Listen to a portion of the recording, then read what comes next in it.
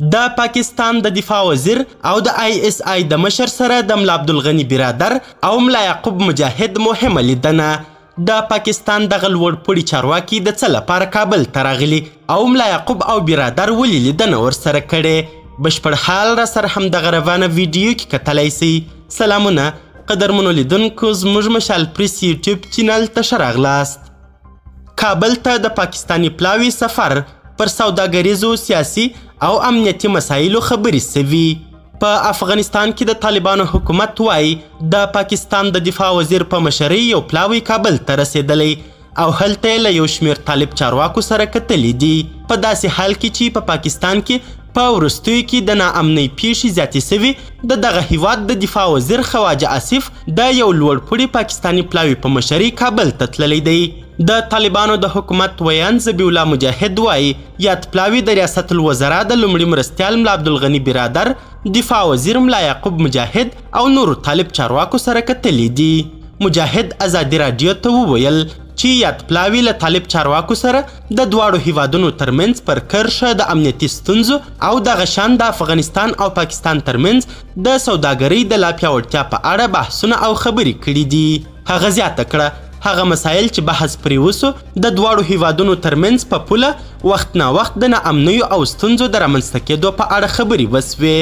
دغه شان د افغان سوداګرو د سوداګریزو توکو د ځنډېدو او د مسافرو او ناروغانو د تګ راتګ په برخه کې پر اسانتیاو بحثونه وسول. اخوا د طالبانو د حکومت د ریاست الوزرا د لومړي مرستیال عبدالغني برادر د دفتر له لوري په خپور سوي بیان کې چې د دغه دفتر په ټویټر پاڼه خپور سوی راغلي چې د یاد پاکستاني پلاوي او ملا برادر ترمنځ په لیدنه کې د دوه اړخیزو اړیکو، سوداګرۍ، سیمهیز اتصال او دواړو هیوادونو ترمنځ د اقتصادي همکاریو د پراختیا په اړه بحث او خبرې سوي دي.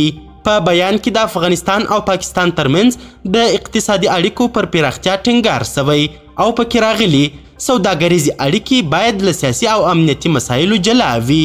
په بیان کې دغه شان راغلي چې په دې لیدنه کې په تورخم او سپین بولدک کې د مسافرو او عاجلو ناروغانو لپاره د لازمو اسانتیاو د رامنځته کېدو او په پاکستاني زندانونو کې د پرتو افغان بندیانو د خلاصون په اړه هم خبرې او بحثونه وسول.